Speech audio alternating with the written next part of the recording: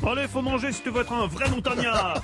Olivier Pouls, notre expert gastronomique, nous raconte le farcement. Alors, personne autour de cette table ne connaissait l'existence de cela. Je pensais qu'il s'agissait de farcir, d'une technique pour farcir les dindes, notamment.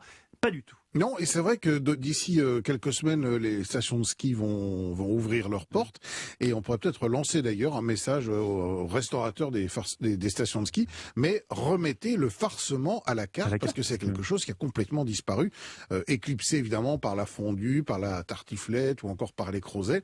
Le farcement a disparu, pourtant c'est un plat ultra typique de Savoie et de Haute-Savoie, qui remonte très probablement au Moyen-Âge. Alors, l'idée du farcement, c'est quoi? C'est un plat unique, évidemment, assez conséquent et plutôt roboratif, familial, qu'on avait l'habitude de préparer le dimanche, et qui était composé, alors, en un premier temps, de raves, de choux raves, ou de légumes racines, de lard, et puis d'un petit peu de matière grasse et surtout de fruits secs. Et c'est un plat comme on en trouve beaucoup au Moyen-Âge, qui est un plat donc sucré-salé. Et c'est peut-être ça qui fait qu'il est un peu moins tendance aujourd'hui. Et pourtant, quand c'est bien fait, je vais vous donner la racine dans un instant, c'est vraiment un plat... je vais vous donner la recette dans un instant. Il y a des racines dans votre truc? Oui, il y a des racines, voilà.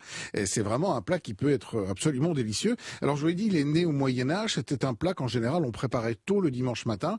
On le déposait dans le four du boulanger, on allait à la messe, et pendant que la messe se faisait, qui étaient des messes assez longues à l'époque, le plat y cuisait, on le récupérait, et on le ramenait à la maison et on pouvait le manger.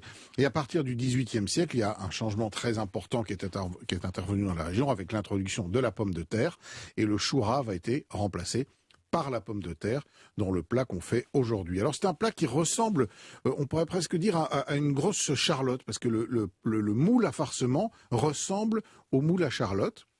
Alors pour le faire, c'est pas très compliqué.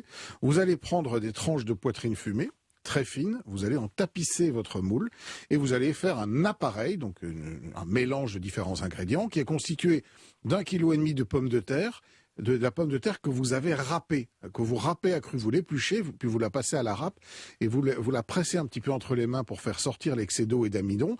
Vous allez y rajouter un oignon ciselé, une cuillère de farine, 2 œufs cassés, évidemment battus, mélangés, un peu de raisin sec, un peu de pruneau dénoyauté, de la crème liquide, du sel, du poivre. Vous faites une belle pâte avec tout ça. Vous farcissez, vous remplissez en tout cas votre moule, et vous laissez cuire ça à feu très doux, c'est-à-dire dans un four autour de 150-160 degrés pendant 4 heures. Et donc cette pomme de terre, elle va confire. Évidemment, la liaison va se faire avec l'œuf, avec la farine. Et le lard va apporter son petit goût légèrement fumé et va imprégner aussi de son gras. Oui, et le lard, ça va bien avec les pruneaux. Ben oui, lard, pruneaux, pommes de terre, tout ça, ça fonctionne quand même admirablement bien. Alors, bien évidemment, pas de vin blanc là-dedans. Non, il n'y a pas de vin blanc dans le plat, il n'y a pas de fromage non plus. Alors, évidemment, à côté du plat, un petit peu de vin blanc, voilà. Mais surtout, c'est un plat très complet, et je trouve que, moi j'en ai pas fait souvent, moi j'en ai goûté une ou deux fois, c'est vraiment délicieux. Je peux vous garantir qu'après une bonne journée de ski, quand vous avez besoin de refaire un petit peu de calories et de refaire le plat en énergie, ça marche admirablement bien. Donc faites du farcement et allez goûter du farcement en Savoie et en Haute-Savoie. Plus ça va, plus je ne fais du ski que pour le repas qui suit. Oui. Et donc pour le farcement, éventuellement. Sans culpabiliser.